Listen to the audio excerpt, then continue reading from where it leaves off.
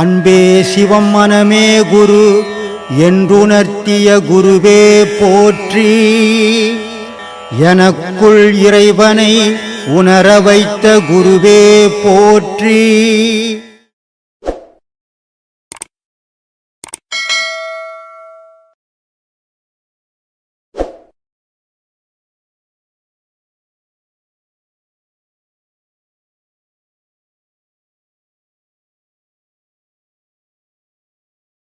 காற்று நீர் வெப்பமே இறைவன் என்று கூறியிருக்கிறார் சாமி. காற்று நீர் வெப்பமே இறைவன் என்று கூறியிருக்கிறார்கள். கசுந்துருகும் மனம் இல்லாது உயிர் பிழைப்பதும் இல்லை, பயிர் தலைப்பதும் இல்லை. எங்கே கசுந்துருகிறது? நம்ம வெளியே கண்காணிப்பு புலன்கள் வெளியே பாயிற வரைக்கும் மனம் கசியாது. ஆமாம் சார். ஒவ்வொரு ஊரையும் நம்ம தேடும்போது, ஒவ்வொரு காட்சியும் நம்ம காணும்போது மனம் கசியாது. ஆனால் எப்பொழுது மனம் உள்ள நின்று தன்னையே தான் வருந்த ஆரம்பிக்குதோ அப்போ கசிய ஆரம்பிக்கும். மனம் எப்போ கசைய ஆரம்பிக்குதோ அப்போ கடவுள் வந்து நிற்பான். ஆனால் நம்ம மனசை கசைய விட்டதே கிடையாது. நம்ம தான் காட்சி பொருள்களை கண்டுக்கணும்ல தெரியுறோம். மனம் எங்க கசையது? அதனால மனசை கசைய விடணும், மனசை உருக கற்றுக்கணும். அதனால தான் சொன்னார் இது அருணகிரி,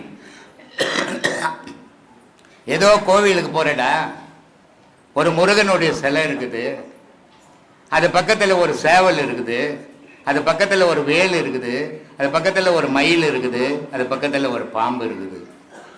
கடவுளுக்கு இத்தனை பொருள்கள் தேவையா? இதெல்லாம் எதுக்கு வச்சுக்குது? காட்சி பொருளா இல்லை நிஜ பொருளா அப்படின்னு கேள்வி கேட்டாருக்கு. அவர் சொல்றாரு, எல்லாம் நிஜண்டான்றார். கல்லுன்ற முருகனுடைய சிலையை நீ கல்லா நினைச்சின்னா அது கல்லாவே இருக்குண்டா, அதை கடவுள் நினைச்சின்னா அது கடவுளா ஆயிடும். ஆனா நீ உன்னுடைய நினைப்பு எப்படி இருக்குன்னா அந்த கல்லு உருவுற மாதிரி நீ நினைக்கணும்னாரு.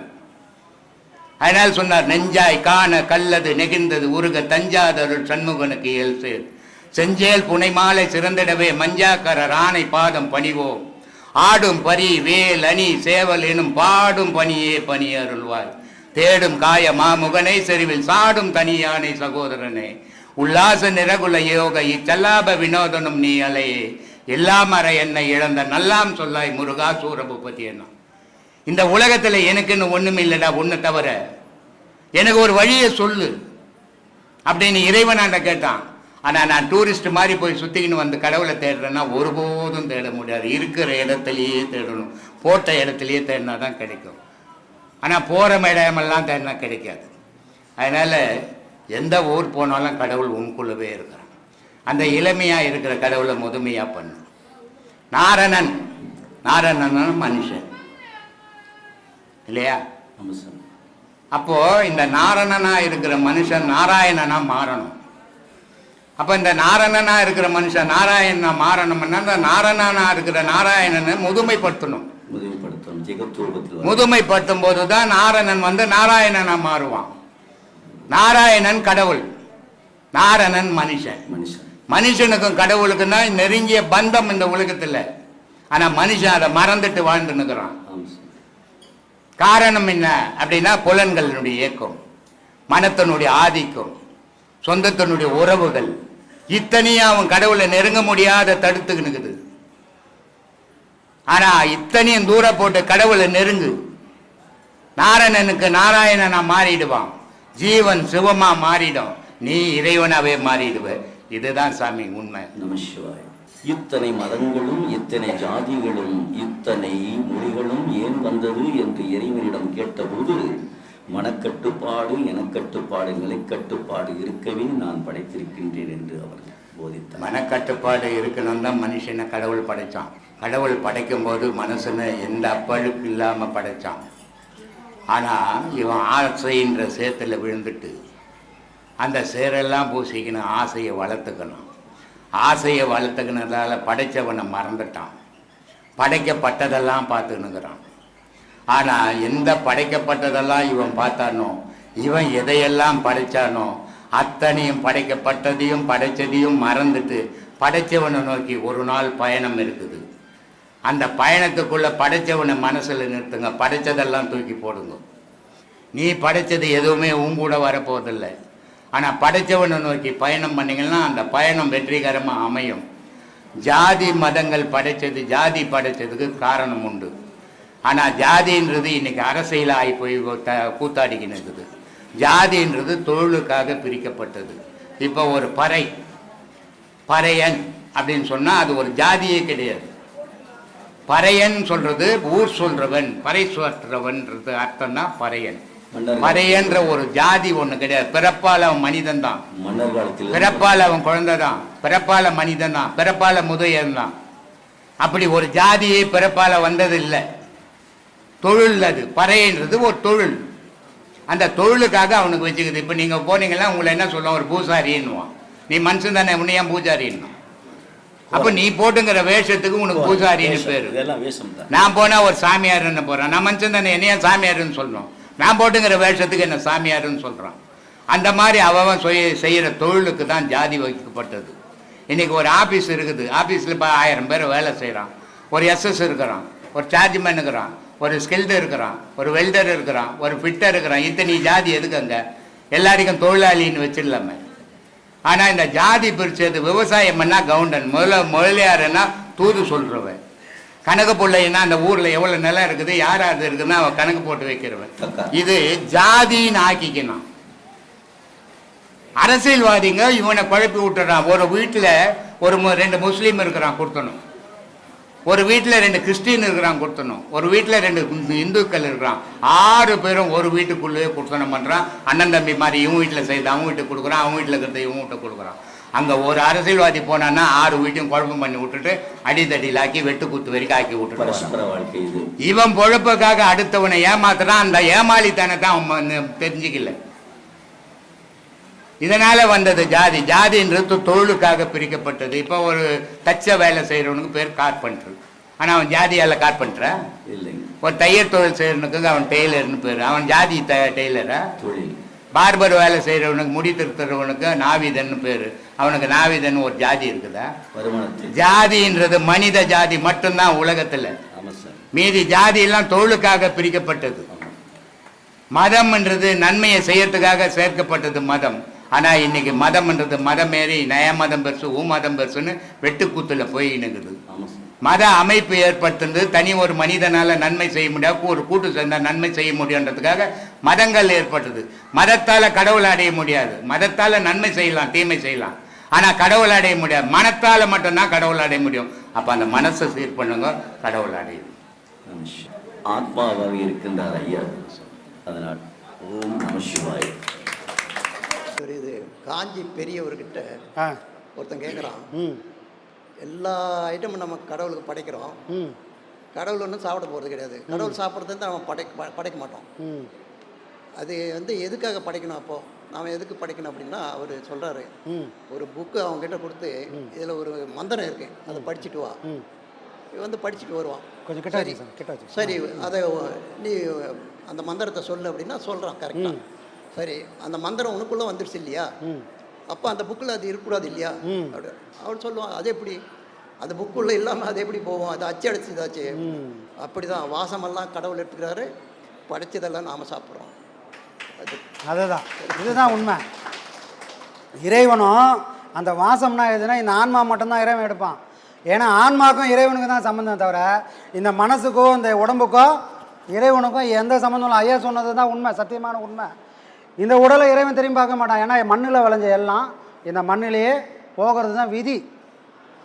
அப்போ இறைவன் உடம்பையே பார்க்கறதில்ல, அதோட பயனாக இருக்கிற இந்த மனசையும் பார்க்கறதில்ல. அவன் பார்க்குற ஒரே ஒரு பொருள், எனக்குள்ளே எந்த சக்தி இருக்குதோ அந்த சக்தியோட ஒரு சின்ன வடிவமாக ஆன்மான்னு உனக்குள்ளே இருக்குதுப்பா, நீ அந்த ஆன்மாவை பார்த்துக்கோ, என்னை பார்த்ததுக்கு சமமாயிடும். அதுக்கு தான் எல்லா மகானும் சொன்ன ஒரே விஷயம், கடவுளை பாருன்னே சொல்லலை. தன்னை தானறிய தனக்கு ஒரு கேடு இல்லை, தன்னை அறியாமல் தானே கெடுகின்றான். இந்த கெட்டு போன கும்பலெல்லாம் எதனால் கெட்டுதுன்னா தான் யாருன்னு தெரியாதனால கெட்டு போன கும்பல்ப்பா. ஒருவேளை அவனுக்கு தான் யாருன்னு தெரிஞ்சு போயிருந்தான் இந்த கும்பலெல்லாம் கெட்டு இருக்காதுப்பான்றாங்க. அப்போ எல்லாத்துக்கும் அடிப்படை காரணம் தான் யாருன்ற அறிவு. அப்போ யார்?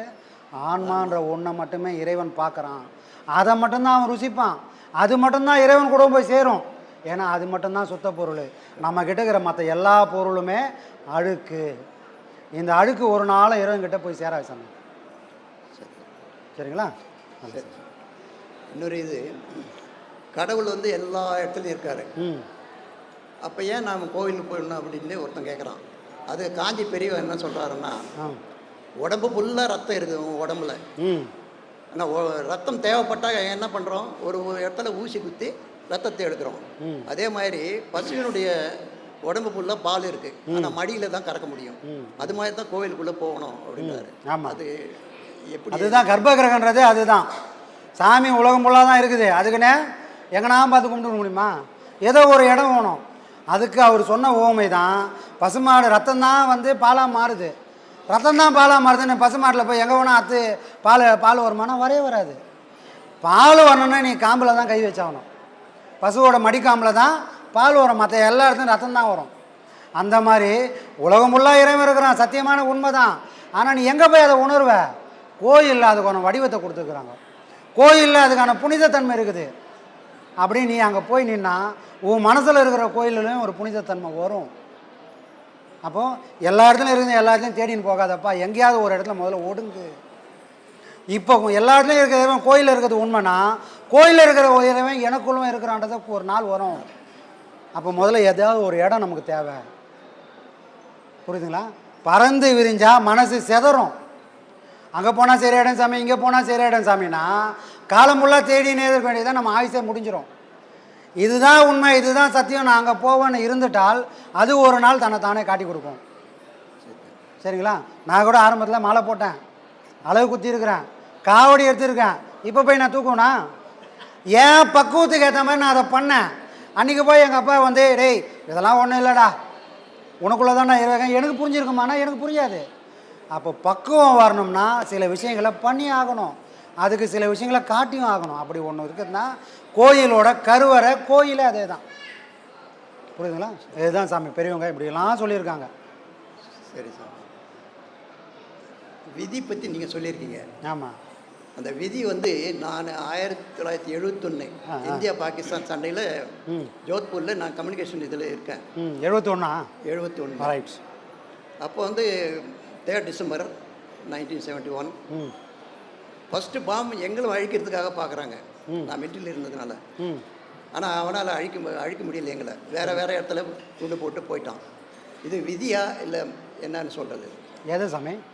நான் இப்போ உங்கள் கூட பேசுறது விதினாலியா? விதி தான். இங்கே நீங்கள் மட்டும் நான் மட்டும் இல்லை சாமி, நம்ம எல்லாரும் பேசுறதே விதி தான். ஏற்கனவே தீர்மானிக்கப்பட்டது எதுவோ அதை தவிர இங்கே யாரும் மாற்றியே பண்ணவே முடியாது. நீங்கள் இங்கே வரணும், போன மாதம் என்ன சொல்லிட்டு போனீங்க? வர வச்சுட்டார்ல. இதுதான் சாமி விதி. எது நிர்ணயிக்கப்பட்டது அது மட்டும்தான் நடக்கும். விதி முடிவு பண்ணியிருந்தால் இன்றைக்கி வந்துருக்க மாட்டீங்க. விதி முடிவு பண்ணிது, நீ வந்து தான் ஆகணும், வர முடியல முட்டி போடனாது வந்துடணும்னு முடிவு பண்ணிச்சு, வந்துட்டீங்கள. விதி சாமி, எல்லாம் விதிக்கப்பட்டது தான் வாழ்க்கை. அதை இறைவனோட அருளாக நமக்கு கிடைச்சா நம்ம வாழ்க்கை சந்தோஷமாக இருக்கும். அப்போ ஒழுங்குபடுத்திக்கணும், நம்ம வாழ்க்கையை ஒழுங்குபடுத்தின்னு போனால் நம்ம விதிப்படி நம்ம பல விஷயங்கள் அனுபவிக்கணும், கஷ்டப்படணும்னு இருந்தால் கூட அட்லீஸ்ட் அதை இறைவன் அதை தாங்கக்கூடிய சக்தியாவது இறைவன் கொடுப்பான். விதி பேரை சொல்லி நம்ம வீணாக இருக்கக்கூடாது.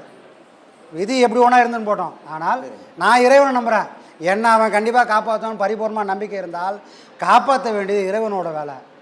சரணாகதி அடையணும். இப்போ கதி நம்ம சொல்கிறோம், மூச்சு பயிற்சியாக கதின்னு தான் பேர் வச்சுக்கிறோம். மூச்சு பயிற்சி நம்ம சொல்கிறது இல்லை. ஏன் அதுக்கு கதின்னு வச்சுருக்கோம்? அந்த கதியை நீ சதா பாரு, சதா பார்த்து அந்த கதிக்கு நீ சரணாகதி அடைஞ்சனா, எப்போ நீ கதிக்கு சரணாகதி அடையிறியோ அந்த மூச்சு தான் மேலே ஏறும். அதான் சாமி கதி. நான் போன மாதமே சொன்னேன், அடுத்த முறை வருவனும் வர மாட்டேன். நீங்கள் சொன்னீங்க வருவீங்க, கண்டிப்பாக வருவீங்க அப்படின்னு சொல்லிட்டு அதே மாதிரி வந்துட்டேன். கண்டிப்பாக. நன்றி ஐயா. நன்றி.